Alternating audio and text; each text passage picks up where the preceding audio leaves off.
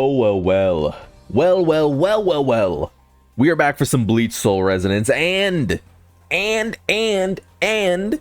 got some gameplay here for White Ichigo, the upcoming White Ichigo, as well as the SR plus Ulquiorra. Usually I mostly try to stay away from the big leak stuff, but in this case, we haven't gotten any gameplay or anything from, you know, the White Ichigo side of things, so I don't know if maybe they weren't allowed to do streams this time around or what. Obviously, there has been a lot of weirdness with the IP. We'll have to see when that sort of comes up, but yeah, I figured we'd take a look at this because it's our only insight into what the character is going to be up to. I really don't consider this a leak so much as a preview, and maybe we'll take a little bit of a look at the kit stuff, but again, I'd rather wait to get in game. I mean, this is going to be the last video essentially until we're at summoning, so it's not going to be a really big deal to just sort of wait. So for now, we're going to look at the gameplay, we're going to pog out, we're going to get hype, and then after that, we'll probably just talk about general account things, my feelings on the part 1, so on and so forth, because it'll be a little bit of a recap, since again, the next video is just going to go right into summoning, right? So let's get to it. We'll start with White Ichigo. His model looks really good. I mean, it makes sense. He's been in the game for a while. We can see they're running Kenpachi and Ulquiorra, which to me, just like Grimmjow, makes it seem like that's what they plan on you running, which means we're probably not getting any ailment damage from him. But again, I haven't really taken a look at his kit. Before this ends, I will just glance at the leaks and see if he has any ailment at all. So let's get into it. Ooh. Oh, he looks good. He does look good. That looks really good. Okay. Wow. Wow. Oh, that looks sick as hell. What? Oh, we don't get to really see his other stuff. That looks so sick. Okay. Wow. That's such a fun, like, cinematic ult. So I guess the best way to use something like this would be to... Oh, that's so sick. The best way to use something like that's probably going to be to make sure you cash out Kenpachi's, you know, damage essentially, and then make sure there's no one else you want coming in again. And actually, let's take us in game, because that, I don't know if that reminds you guys of something, but it reminds me of something. What that reminds me of is our girl here, Nelel, who has a transforming ult that she kind of really wants to sort of stay in. She wants to maintain power, and she wants to be in for quite a bit. The reason it reminds me of that is because, like, until you use Praise Gamuza, it really doesn't behoove you to actually, like, swap out much. I mean, there are animations that you can cancel out of, you know, get a quick little rotation in with Gin here, get a quick little rotation in with Mayuri here, but beyond that, you are really just, you know, using your held counter, using your technique, your double technique, and then using your held special attack, and, you know, doing some autos, and maybe using another special attack to get that fourth bit of boundary extension, like this rebirth amid calamity, for the maximum crit, and then throwing the ult itself. And to me, that feels like what that looks like, which is just cash out. You know, you got ultimate with, you know, White Ichigo's Bankai, you just cash out, you use everything, and you do a ton of damage. I expect that thing to hit like a bomb. It just feels like it would be the most, like, it's such a hype looking animation, right? Like, you want that to hit like an absolute nuke, right? Let me go back over here. Let's just watch it one more time. It looks so good. Like, you want this to hit like a bomb, right? Ooh, them just like flying in because he's so fast. What?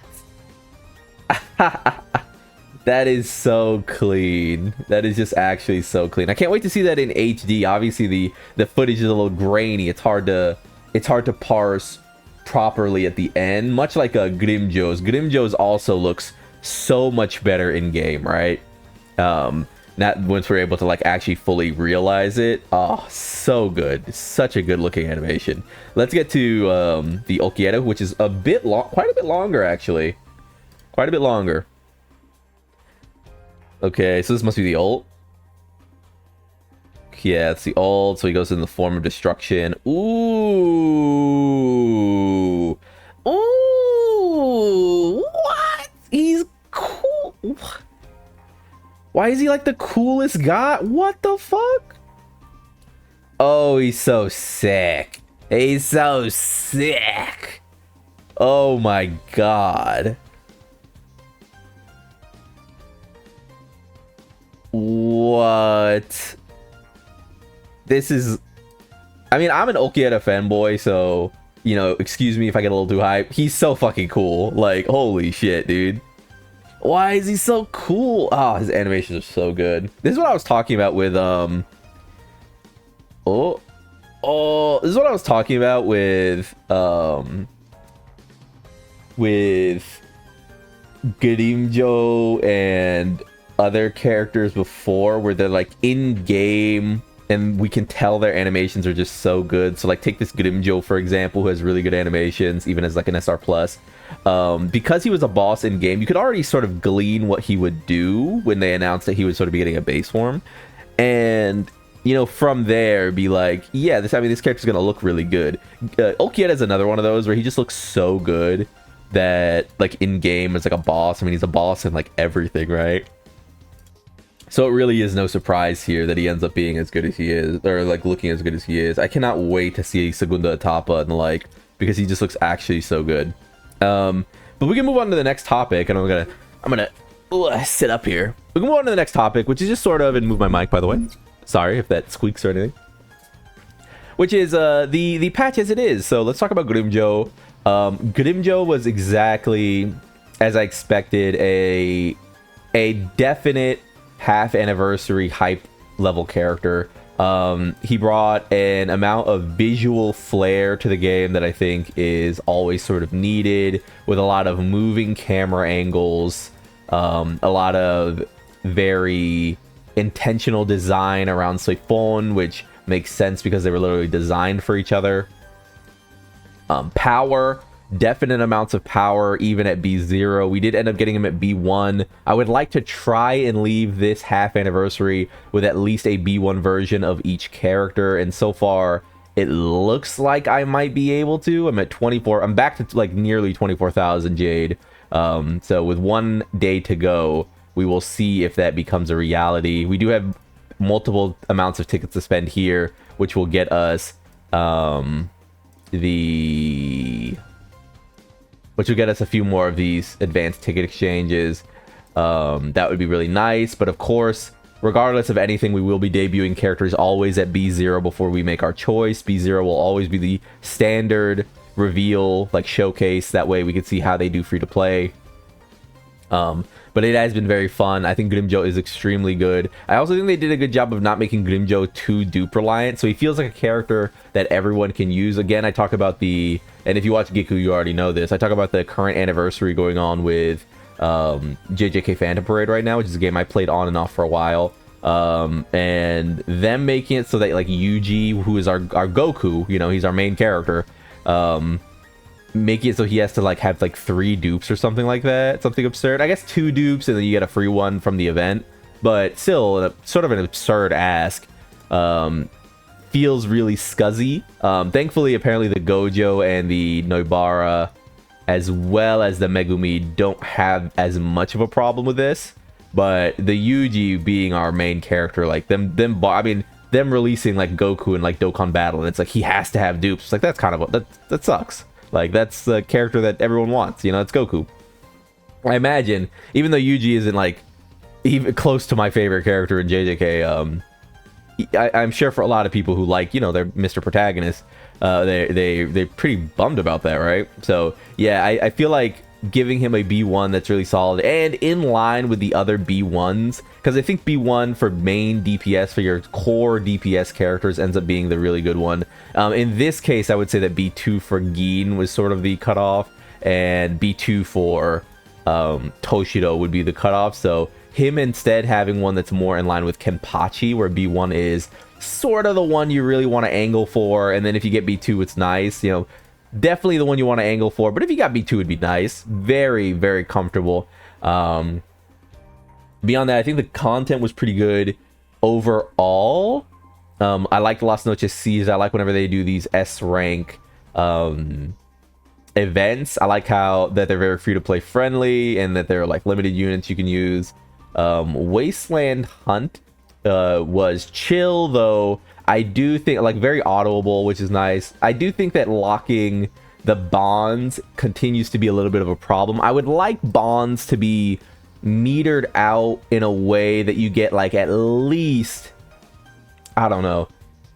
If you're going to make a bond, like, that's 2, then give us both and just let us play. But if you're going to make a bond that's, like, 4, then give us 2 or even 3, and then, like, sort of keep the, like, 4th one behind the you know, days, right? That way, I don't know, it's nice to be able to use the character. I'm still not super fan of the bond stuff, like the way they kind of lock it down. Haven't been doing this one, by the way, if you're wondering, because I already have everything that I can possibly get from it, but I do like this event. It's just a rewards event. They put this in every single mobile game you'll ever play.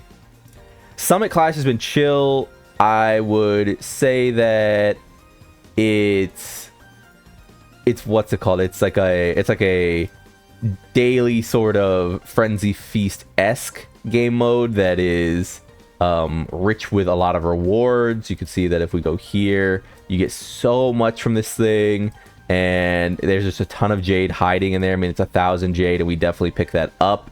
I would like Summit Clash to stay around in some way or another, and I would be very sad if it went away for any, you know, any reason. Like, we are standing at Diamond pretty steadily, and I don't think we'll move from Diamond, even though we are going to demote today, because I was in a bit of a rush, so I didn't get to really lock in on my score. But it's not too big of a deal. I really don't care. Edge Revealed is chill. Buckamoon Blitz is a fun little arcade game. I still have to go in here and grab my last bit of rewards, which is getting to round 9, or I guess round 12, and then reaching maximum elimination count. Okay, so I guess getting to round 12 or something like that. So we'll do that soon. Lost Treasure was one of the more like hands-on things, finding the lost treasures, because you could not auto map to them. It's fine. It's just Jade. It's chill. The other big one we got was Endless Trial, which I still have not, you know, completely finished off, but we do have 55 days until it becomes a problem. So we're gonna grab the last of those. I will say around here is where I started feeling that, like, I've needed to manually play. Auto was not beating this as freely as the previous one, so that's one of the reasons that I've sort of steered away from finishing that off, just, you know, needing time. You know, once I record, once I play, I'm trying to make videos, I'm trying to level up these characters. I don't really end up having a ton of time to just do, like, that minuscule thing, so I kind of keep them. Also, I never know when I want to keep something for a video or if I want to do it off screen, so that's another reason I've kind of just been waiting, because I finally got to a point where it's hard enough that I can wait. I can't remember if these were added during his patch or during the Zael Lapido patch, but I will say this Mayuri is it's like a monster for anyone. So if you're not using limited characters, I regret to inform you, you might not be beating them. But we've got this in 4 hours resetting as well, which should be sweet. Hopefully we get this back. I think it would be really nice to get this back. I mean, it's 1,000 jade on the free ski, so I would really like that to be a thing and not just to be something that gets thrown away. We can see, where did we end up in the end? Top 6.5 is not bad at all, considering this is a really hard event. I mean, this is like, you got to be a whale to, like, really place, like, long term here. Yeah, my spirit team is just so bad. If my spirit team was better, I'd actually probably place here, like dead ass. So that's certainly something. But yeah, if you're not like a whale, like, it's really hard. It's really hard. But yeah, I think it's been a good patch. I think overall, I've been very happy with Bleach Soul Resonance. I think if you're feeling FOMO or burnout and you want the game to change extremely drastically, just remember that this is a mobile game. They're gonna have even at the best hypest of times. When I think of the hypest moments from playing Dokkan Battle, I think of the actual, like, 10th anniversary. You know what I mean?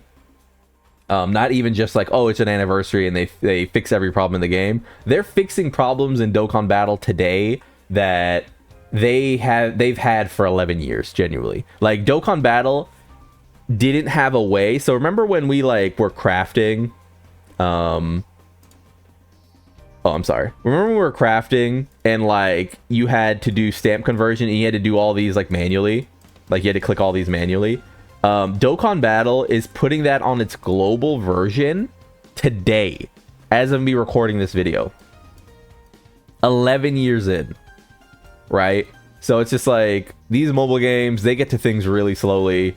The content will, at some point, we'll look back at the content. If this game continues for 2 years, 3 more years, we'll look back at the content and we'll be like, what were we even talking about? You know what I mean? That's just how it goes. Unless you're like Honkai or something and you release with like the biggest budget in the world, it's really hard for them to sort of like dole out just new shit every single time. And even those games, I played Zenless Zone Zero on launch and nope. I mean, unless you spend every day, you know, cranking your shit crazy style to, you know, the Gooner antics in that game. There wasn't a ton of shit to do in that game either. So if you're feeling burnt out, if you feel like you've done everything, if you feel like you've experienced everything in Bleach Soul Resonance for now, it's okay to take a break.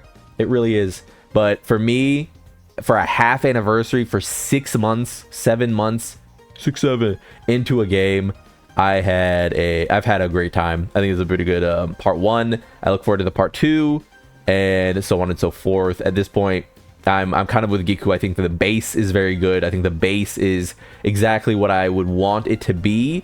Anything they add at this point is a cherry on top, and I'm not really looking for sweeping grand changes until the anniversary, if I'm honest. I'm really not. So if they pull it off, if they pull off something unique and, you know, super fresh or something, I mean, cool, you know, definitely cool. But addressing the cheaters, which is another thing they did this patch, and, you know, stabilizing the game's long-term health, yeah, I'm good with that. So those are my thoughts on the part 1 so far. We'll be back for a little recap like the, you know, during part 2. But for now, see you at the summons. Like if you like the video, subscribe to the club, we'll go make it, and peace.